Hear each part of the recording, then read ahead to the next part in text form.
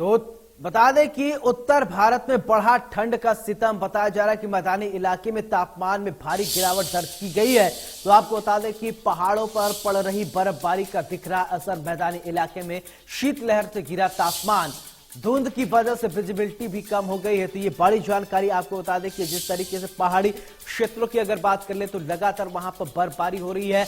जब पहाड़ों पर बर्फबारी होती है तो वहां से चलने वाली हवाएं मैदानी इलाकों पर जब पहुंचती है तो ठंड का प्रकोप धीरे धीरे बढ़ जाता है। ऐसा ही कुछ देखने को मिल रहा है। उत्तर भारत में अब कड़ाके की ठंड शुरू हो गई है। जहां सुबह की अगर बात कर लें तो सुबह ठिठुरन होता है, इसके बाद धुंध भी देखने को मिल रहा है। तो अगर वहीं इस ठंड की वजह से, कुहासे की वजह से, कोहरे की वजह से अगर बात कर ले, फॉग की वजह से, तो क्या होता है कि जो यात्राएं लोग करते हैं या ट्रैफिक है वो स्लो हो जाती हैं। लोग अपने दफ्तरों को जब पहुंचने के लिए देर से पहुंच रहे हैं। स्कूलों की अगर बात कर लें तो बच्चों को सुबह उठ के स्कूल जाने में भी काफी दिक्कतों का सामना करना पड़ रहा है। तो ये बड़ी खबर आपने टीवी स्क्रीन पर देख रहे हैं। तो वहीं अगर इस ठंड की वजह से एक फायदा वो जो है वो किसान को होता है। किसानों का कुछ ये कहना है कि ठंड जितना ज्यादा पड़ेगी उससे उतना ज्यादा पैदावार बढ़ेगा। चाहे गेहूं की फसल हुए, तमाम फसलों में इसका एक अनुकूल असर देखने को मिलता है। लेकिन ठंड की वजह से लोगों को बहुत परेशानियों का भी सामना करना पड़ता है। वहीं अगर बात करें बच्चों को, तो बच्चों को भी काफी परेशानियों का सामना करना पड़ रहा है। तो उत्तर भारत में बड़ा ठंड का प्रकोप। खबर झज्जर से है, जहां ठंड और कोहरे ने बढ़ाई लोगों की मुश्किलें। आपको बता दें कि अलाव का सहारा लेते हुए लोग नजर आ रहे हैं। सड़कों पर वाहनें रेंगते हुए नजर आ रहे हैं। बता दें कि लोगों का घर से निकलना अब दूभर हो गया है। तो ठंड की वजह से लोग अलाव का सहारा लेते हुए नजर आ रहे हैं। ठंड का प्रकोप लगातार बढ़ रहा है। सड़कों पर रेंग रहे हैं वाहन। तो विजिबिलिटी इतनी कम हो गई है कि आप तेजी से गाड़ी चला भी नहीं सकते हैं। वहीं जो लोग वाहन चला रहे हैं वो लाइट, इमरजेंसी लाइट में उसमें लगाकर जो होते हैं उसको जलाकर चल रहे हैं। विजिबिलिटी बहुत कम हो गई है कोहरे की वजह से। अब वही ठंड इतना ज्यादा हो गया है कि लोग अलाव का सहारा लेते हुए नजर आ रहे हैं। तो आपको बता दें कि घर से बाहर निकलने लोगों का अब दूभर हो गया। ये देखिए अलाव की भी तस्वीर हम आपको दिखा रहे हैं। सड़क के किनारे जहां पर लोग अलाव जलाकर ठंड को दूर भगाते हुए नजर आ रहे हैं। तो इस बार बात करें तो ठंड का सिर्फ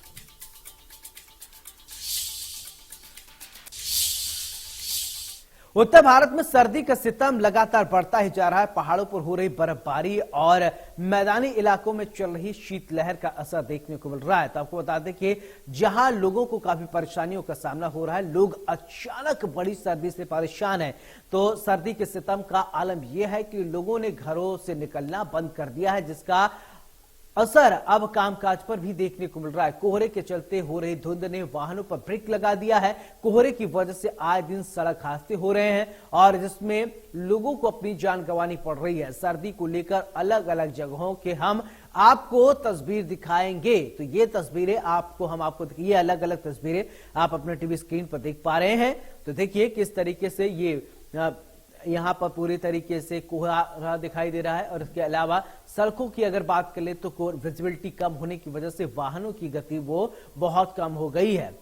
तो लगातार अगर बात किया जाए तो पहाड़ी क्षेत्रों में जब बर्फबारी होने की वजह से मैदानी इलाकों में ठंड का सितम बढ़ गया है। लोगों को ठंड का ज्यादा सामना करना पड़ रहा है। उत्तर भारत की अगर बात करें तो उत्तर भारत के मैदानी क्षेत्रों में अब ठंड का प्रकोप लगातार बढ़ता ही जा रहा है। ठंड ज्यादा होने की वजह से लोग अपने घर में रह रहे हैं, कम निकलने की कोशिश कर रहे हैं, जिससे काम काज भी प्रभावित हो रहा है। तो ये तस्वीरें आप अपने टीवी स्क्रीन पर देख पा रहे हैं। मैदानी इलाके में शीतलहर का प्रकोप लगातार बढ़ता जा रहा है।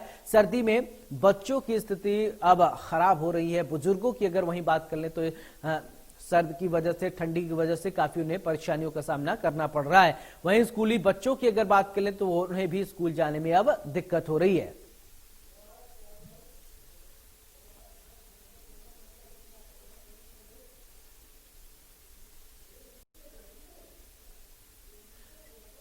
तो आपको बता दें उत्तर भारत में सर्दी का सितम लगातार जारी है। भारत में सर्दी का सितम उत्तर भारत में लगातार जारी है।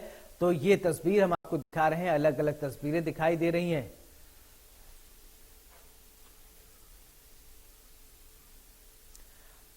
तो चलिए आपको झज्जर लेकर चलते हैं, जहां हमारे सहयोगी जगदीप सीधे जुड़ रहे हैं, उनसे समझेंगे। जगदीप, अगर ठंड की बात करें तो क्या स्थिति देखने को मिल रही है वहां? देखिए, ठंड की बात करें तो तापमान लगातार गिरता जा रहा है। आज की बात करें तो करीब 5 डिग्री सेल्सियस तापमान जा चुका है और करीब 4 दिन पहले तापमान 12 डिग्री सेल्सियस था, लेकिन हर रोज तापमान गिरता जा रहा है। और आज की बात करें तो 10 किलोमीटर प्रति घंटे की रफ्तार से हवाएं भी चल रही हैं, जिसके कारण मौसम और ज्यादा ठंडा हो गया।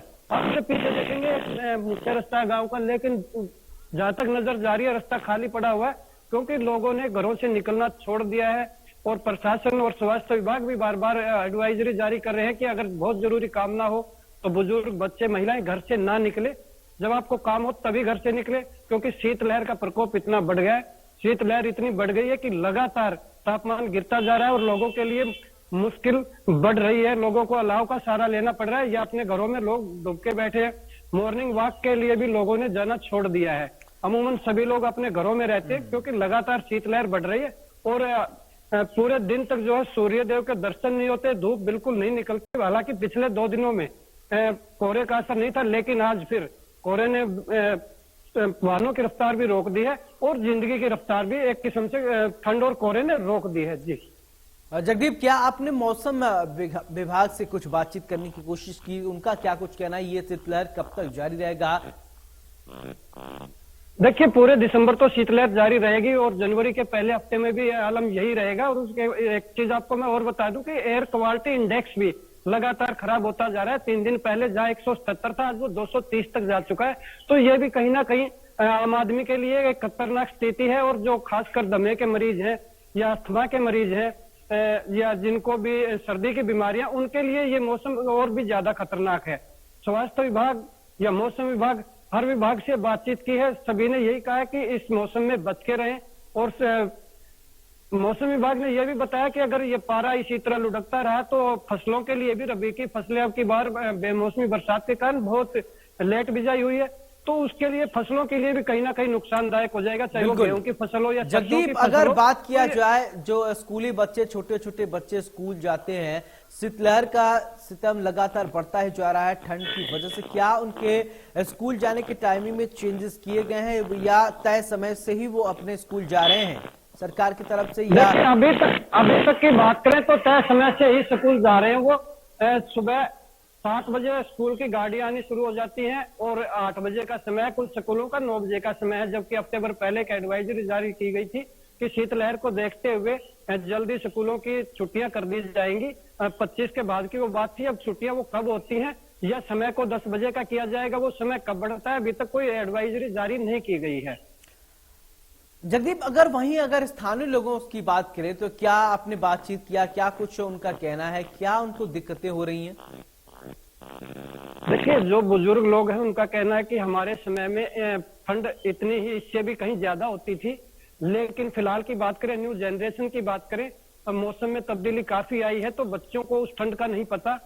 लेकिन बिल्कुल, चलिए जगदीप, तमाम जानकारी के लिए आपका बहुत बहुत शुक्रिया। तो बढ़ते हैं खबरों में आगे।